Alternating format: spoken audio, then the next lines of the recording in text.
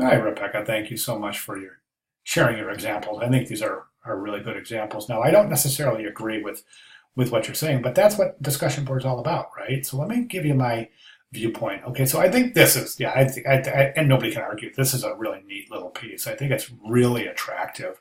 It serves its purpose. It's got a good communicative value. It's got a lot of variety, and I think the variety is such that this poster could fall apart and become ununified. However, it doesn't. And I think let me ask you a question. Why do you think it remains harmonious? You mentioned the shapes, and I think that's a good point. One of the other things that creates unity in this is the pattern and the rhythm that's created by equal sized boxes in the background. And that really is the glue that holds us. This is why this piece is able to be unified while you're using so many different styles, colors, and illustrative techniques. So that I thought was a really interesting example right there. This piece, I think this is one of your good examples, but I'm not sure. I think it's got some really interesting attributes. Love the negative, the play on negative space. I really do. I think it's fantastic. Personally, I think I may have removed this hand. Looks really big compared to in terms of scale. I mean, that hand is just giant, and that's her hand. She's folding her arms, so that hand looks almost skeleton-like. That's a little bothersome. And then this piece right here really bugs me because I think it's breaking that negative space. It's really giving this a wonderful figure-ground relationship. So I'm not sure if I agree with keeping that out. This is based off a photograph, but it is an illustration. As such, I think it's a little difficult. Faces are horribly difficult to that's not bad right there, but this is not very good. And I think that the inconsistencies in facial presentation is such that it creates a little visual tension. So I'm not sure. I think it's a good, solid page mechanics, a great idea, good figure ground relationships, really nice play on negative space. But the execution in the facial features, I think, is just a little bit odd. Plus, I'm just not real sure about this black and red.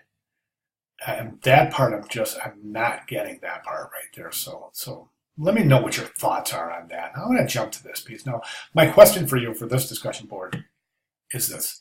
So you mentioned that, let me see, where were we? You would change the overall typography into something more professional and clean looking, as well as alter the illustrations in the background to pop more. My question to you, and I'd like you to respond to this, is how? What would you do with these illustrations to make them pop more? And wouldn't you be a little concerned that making the illustrations pop more is going to take away in hierarchy from the actual title? And those are the questions I'd like you to address. Now, as far as this piece goes, to me, the worst thing about this piece is that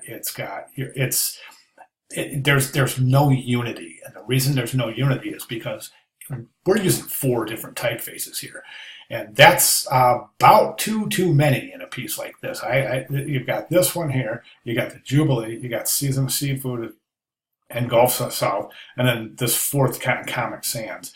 So we just have an array of horrible typefaces here being mixed together. You agree with your choice of your comments on type, the color of the type, especially, and that it doesn't seem to be very harmonious, and I totally agree with that. It seems like these colors were picked randomly.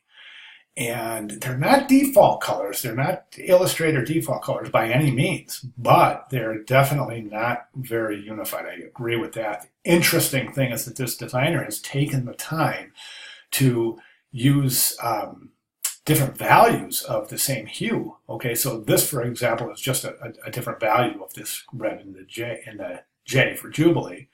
Okay, and then this is a different value here. And they're actually tints of the same color here. So we're just adding white to get to this color, right? And then this one here is a tint of this color here, it seems. Or maybe this color, it's hard to say. So the designer has taken time to create the tints. Now, for a really good summary of tints, shades, and tones, be sure to take a look at the lecture in week 5. Oh, geez, my mouse just ran out of batteries. Oh, connection lost. Oh, there we go. Oh, good. Okay, so let me show you what I'm talking about really quickly. Um, Tints, shades, and tones. How do I do this? Let me do this. Okay, I just want to show you what this is. This is a really great lecture in this week's materials. It's how to use Illustrator's color tools to create tints, shades, and tones. So let me jump over to preview, and I just want to make sure you don't miss this. But let's jump over to week 5. Week 5 presentation, blending is more than a gradient. Let's take a look at that. You'll see, okay, it's right. These are good presentations. The one I'm talking about, though, is this. This might be the most utilitarian tutorial in the entire class, and that shows you how to create tints, shades, and tones using Illustrator's wonderful color tools. So let's jump back down to here where we are. So I'm just wondering, why do you think that the designer took the time to create these tints, but just didn't pay any attention at all to typography? So try to address those questions, and I've really enjoyed your post. Thank you so much for sharing. Good job.